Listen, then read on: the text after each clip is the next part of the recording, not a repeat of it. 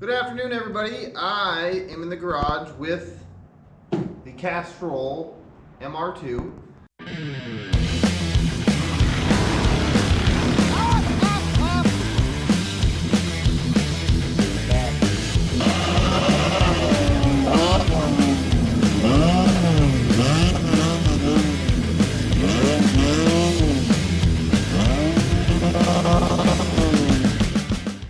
And today we're going to start tearing into it to get the transmission out of it.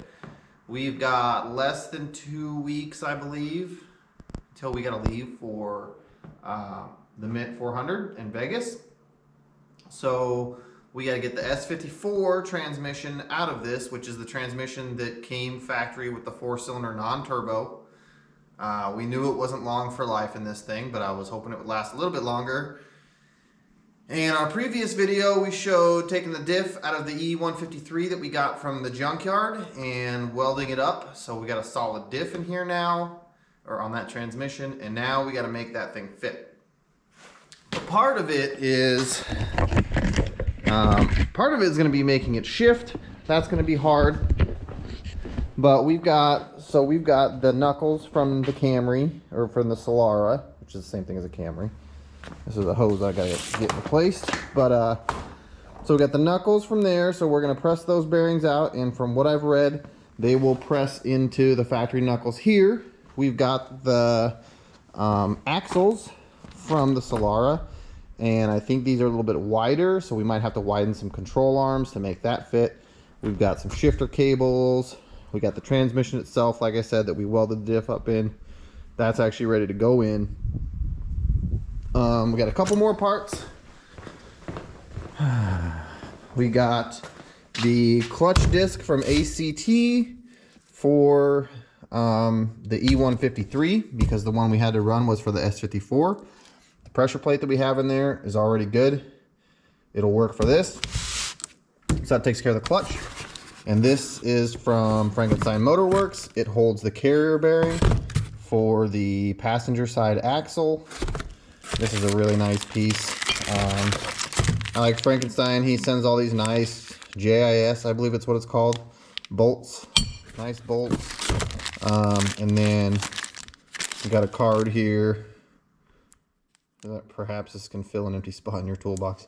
Yeah, and you got a little Frankenstein Motor Works 10mm in there. Pretty cool. So we got those two parts to make that happen.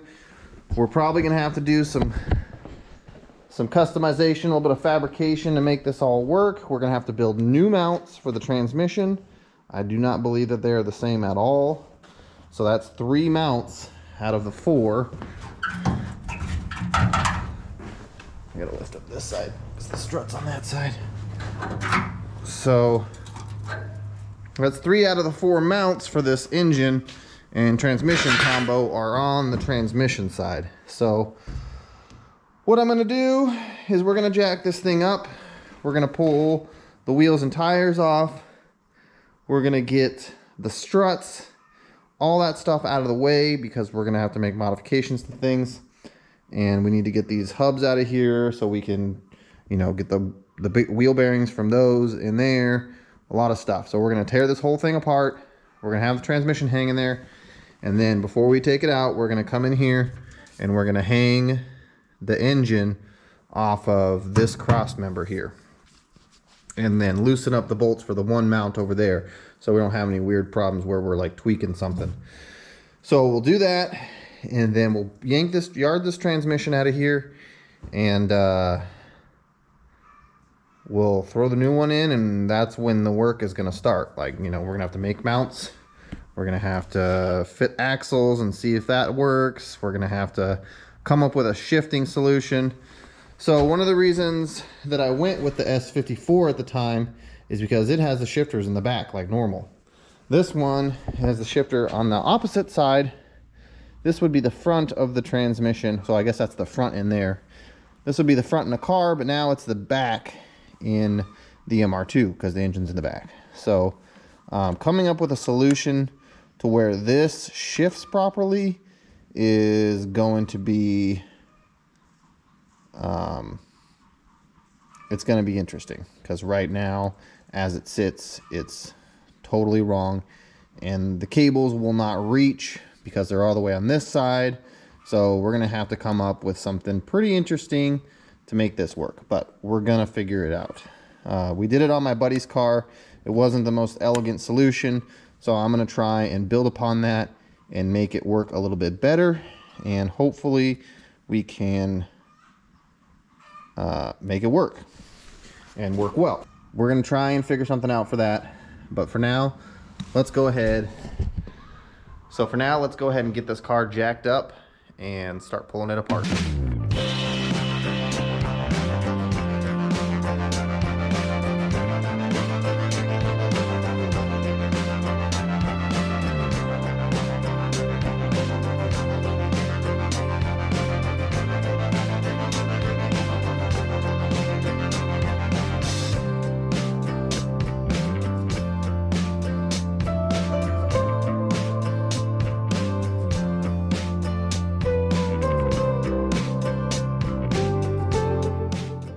So here's our busted transmission.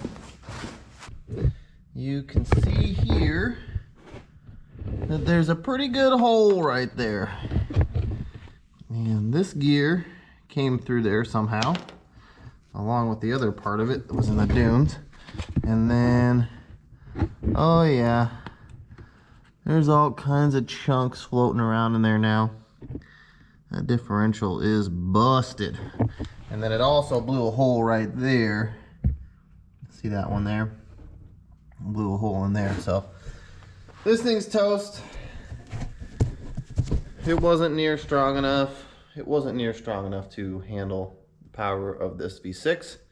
So if you're doing one of these swaps, I suggest skipping it and going for the E153 or something else. There's more options out there. So this is our new one here. This is an E153 from a 1999 Toyota Solara V6. It's the 1MZ. It was bolted to a 1MZ, which is the 3-liter V6. So this guy's going in. But the next thing we got to do what we have to do first is we're going to take the clutch off, and we're going to put the new clutch disc in there. So we're gonna take the pressure plate off, and we're gonna put the new clutch disc in there.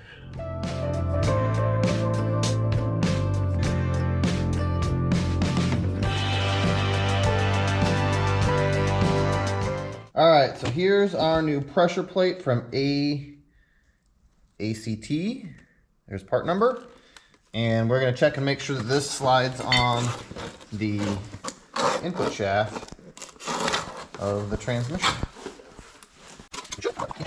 Always a good idea to check.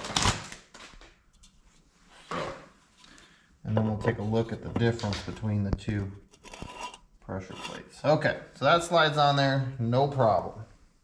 So there's actually a size difference. This is a crappy, cheap one right here.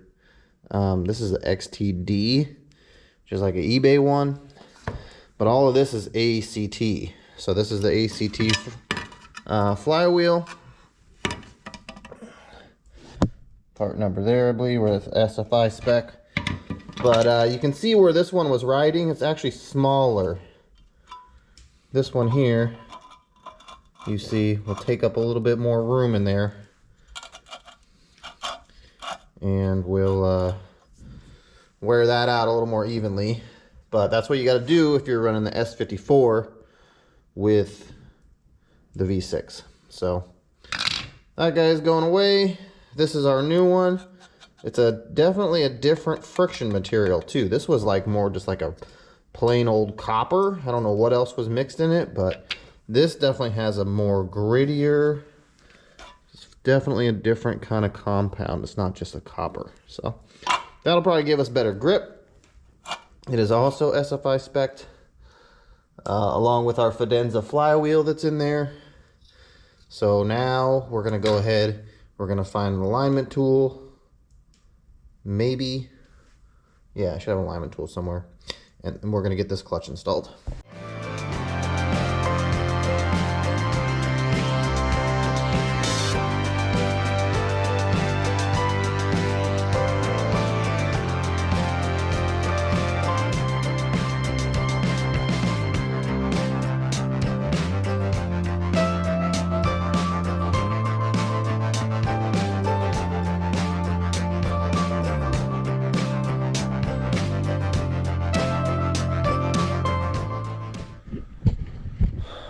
All right, so I got the transmission stabbed in there. I can tell you from firsthand experience that this transmission is a lot heavier than the S54. So, but I got it in here, and so far, I was able to take the factory mount from the S54 that I had already modified and made this solid mount. I cut a little bit off of it because it had room for 3 bolts. This only has room for 2 bolts. And then this thing bolts to here, but the bolt that I previously had that goes through here doesn't line up. So all I have to do is remark this mount, drill it, and then slide the bolt through, and then the transmission will be hung, and then we can get to work on the front and the back mount.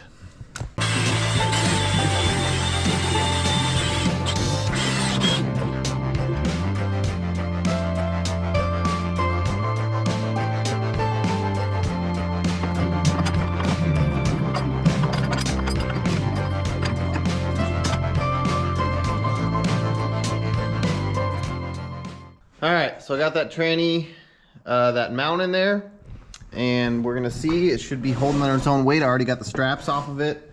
So let's go ahead and drop the jack. Bam, doesn't even move. All right. So we got lucky on that mount. That was easy.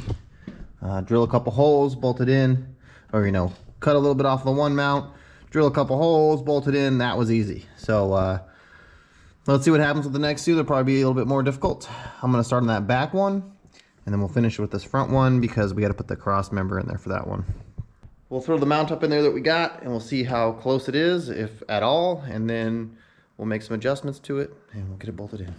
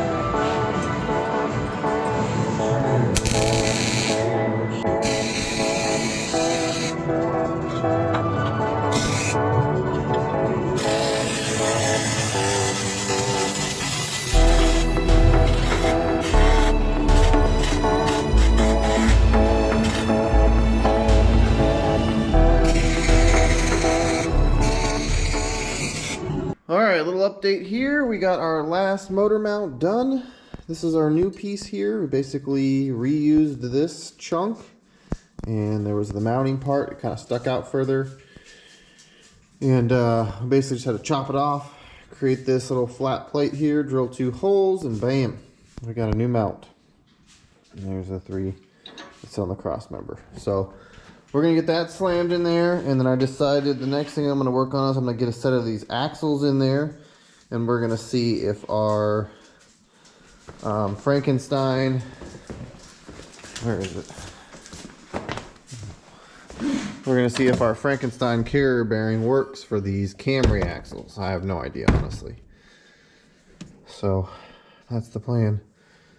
We'll get this together, and we'll get the mount back installed. We'll get the carrier bearing in there. We'll see if that works. Get those axles in there, and then we'll figure out what's next on the list. All right, that's it for this episode. We got our transmission in, and we got our mounts built, and we ended up getting those axles in. That carrier bearing holder from Frankenstein worked perfectly.